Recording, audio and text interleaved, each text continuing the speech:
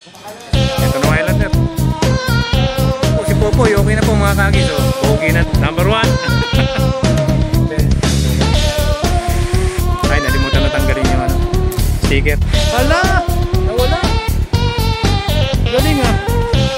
Ay, siya na. Lamborghini.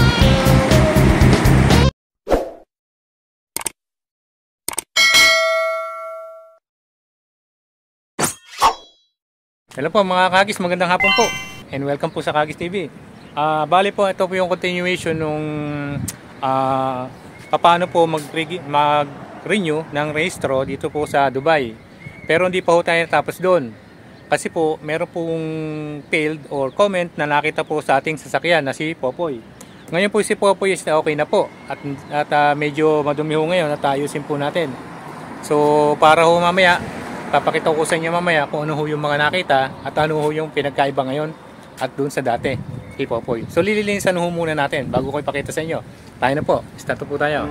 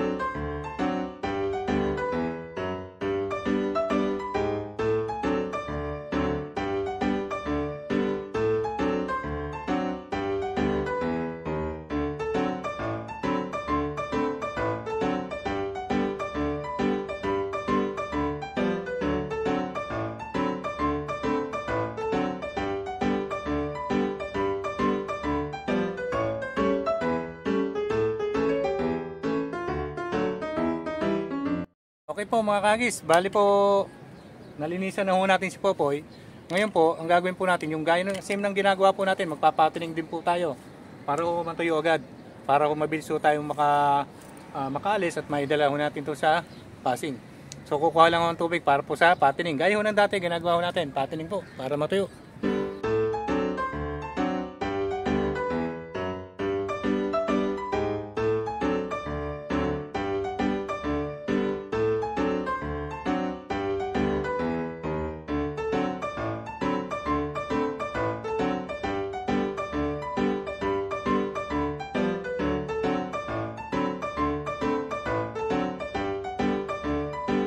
Okay po mga kagis, ito na po yung tubig, pampatining po natin. So ipapatining na po natin si Popoy. So unahin ho natin muna yung dati. Salamin po muna para mas maganda. Tsaka na ho yung car body po ulit. So tayo po.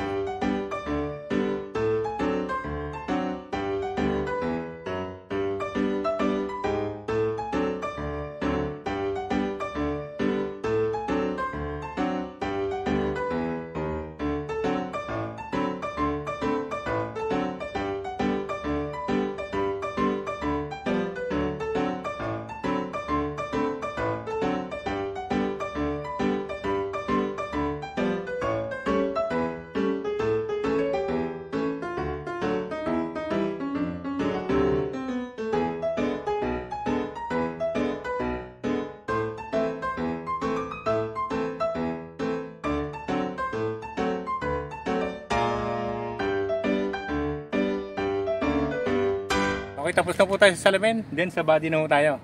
Para po mapatining natin, para makita nyo yung kulay.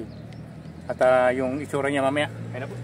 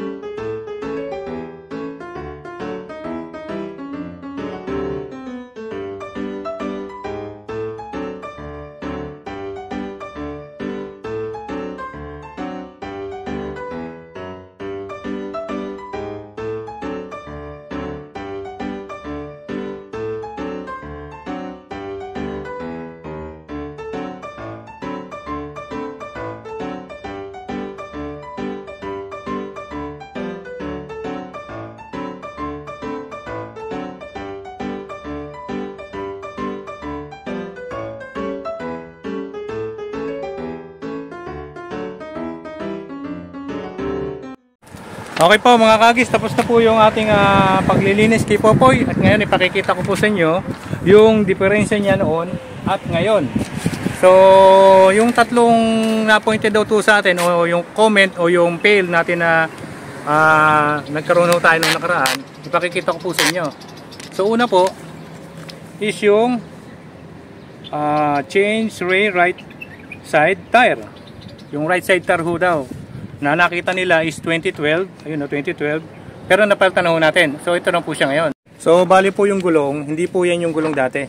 Bali po yung spare, binalik ko na ho ron. Ito talaga yung gulong niya. Kaso may ano to, may punching, kaya hindi ko kinabit muna. So yung date ho, hindi ko may ipapakita sa inyo, gawa ng napakaliit ho, nandito. Pero ito ay 2021 ho, 2021 ho yung tire na to. Year, ang every 3 years ho yata. So po pwede pa ho to. May exempted naman po. So okay na po yan. Yung pangalawa po na nagkaroon ho tayo ng fail o na-pointed out ho nila, yun naman pong remove rear plate expired sticker. Yung sticker po naman. So pakikita ko po sa inyo. Ay, nalimutan na tanggalin yung ano, sticker. And this side also, Mr. Parwidge. Oh! Hala! Nawala! Galing ah! So, ayan na po. So dati po may sticker yan dito. So natanggal na ho, ayan na po yung marka. So before po may sticker po yan, at saka po dito sa side, yan, sa gas tank cover. So wala na ho.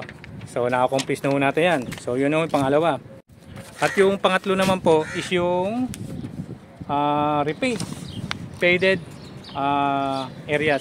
So yun po yung ibabaw. So before po, ganito po yung, so before po, kung makikita niyo yung nasa ibabaw, nasa taas na video, yun po yung ibabaw niya, yung dating pintura niya. Ngayon po, ito na po siya. Oh, ito na po siya. Wala na ho yung yung faded. So pantay na ho siya, bagong pintura na ho. So yan, yan na po siya. So yan na po si Popoy ho ngayon. Para na ho siyang bago uli. Ready na ho natin, ipapasing. So pupunta na ho tayo ng ano, ng Shamil para ho ipapasing natin ito ngayon. At bukas ho, mapapalso na ho yung ano natin, yung tawag ito, yung binigay ho sa ating validity date para ho ma-recover natin yung tatlong payload natin. So yun ho palang sa validity date, kapag hindi na ho ito na-accomplish yun, instead na ho ang makukuha, bababayad nyo is 70 dirham ho, magiging 170 uli. So kailangan ho nating ma-reach natin yung 1 month na allowance. Pag kasi tayo nagkaroon ng failed sa passing pa lang, may 1 month allowance ho tayo para i-recover yon. So tayo na po, uwi na po muna ako at mag-BBS, then pupunta na ho tayo sa passing sa Shamil po. Tayo na po mga kagis. So for now ho pala, tinanggal ho muna uli natin yung mga nakatambak sa likuran ng compartment para po kaya naman ho siyang inspekin at wala hong mga bagay yun na kailangan pantanggalin. So tinanggal ho muna natin for a while at lalagay ho muna natin sa pato natin mga kagis at maya maya pa uli kita ho tayo. Stay tuned po. Kapag nagpalamig ang barkada, syempre the one and only Coke Litro with the resealable cap. Parang laging bagong bukas. Walang kasing sarap. Coke Litro with the resealable cap. Still the one and only. So mga kagis, ating pong checkin muna bago tayo umalis is kung okay po yung mga brake light natin at saka signal light sa likod. So bibidyo na natin saglit bago tayo umalis. Checkin po natin kasi wala ko naman tutulong sa atin. Tayo, checkin lang natin.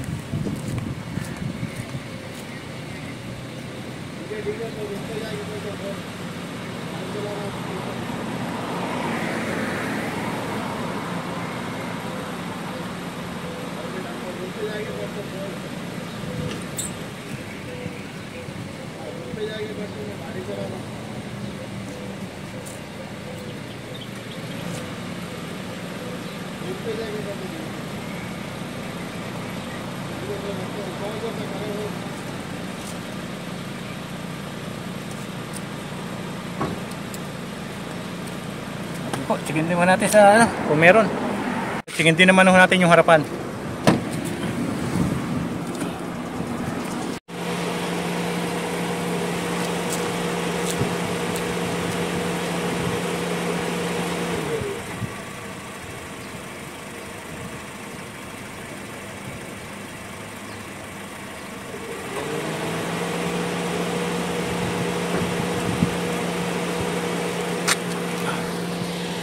Okay po. Bale, okay naman po yung mga ilaw kasi isa po yun sa mga tinitingnan din po ng mga inspector. Yung mga signal light, saka yung brake light, yun o. So okay naman po, walang pundido. So tayo na po, lalakad na po tayo. Pupunta na po tayo sa Siamel po. Stay tuned po. Papagasolina po tayo.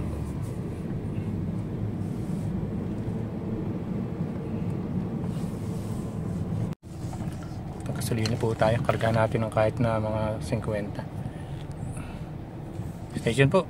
Kagis, nandito na tayo sa Siamel. So konting katahimikan po. Bawal po mobile. So maya na po po.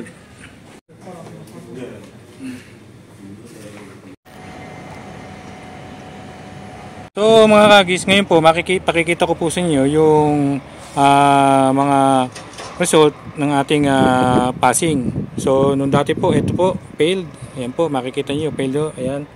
Then, ito po yung mga parameters reading. Ayan po. At saka yung mga defect, ayan po. So ito po yung mga defect. Ayan o, yung tatlo. Ayan po. Then yung before, then yung after po, ano po siya, makita nyo, pass na. At makikita nyo po dito, sa mga parameters po niya, wala na po, malinis na. Then, payment detail po is okay na, wala na po tayong intindihin. Kasi 70 lang po yung binayaran natin dito. 70. While dun sa kabila, 70, ayan po, 70. Kasi po, na-achieve po natin yung target po natin na 1 month na palugit na binigay sa atin. While dito po sa ang binayaran ko po rito is 170 noong January 29 po. So dahil nga po naabutan ho natin yung palugit na binigay, so 70 dirhams lang po yung binayaran natin ngayong araw mga kagis. So yan po. So guys, for now po pasado po yung ating si Popoy. So ang susunod naman po natin is sa insurance po at saka sa Mulkiya po. Yun po yung susunod po natin. So, pwede naman po online. So, mag-online na lang po tayo. So, pasado na po. Yun na po importante doon. So, uwi na po tayo.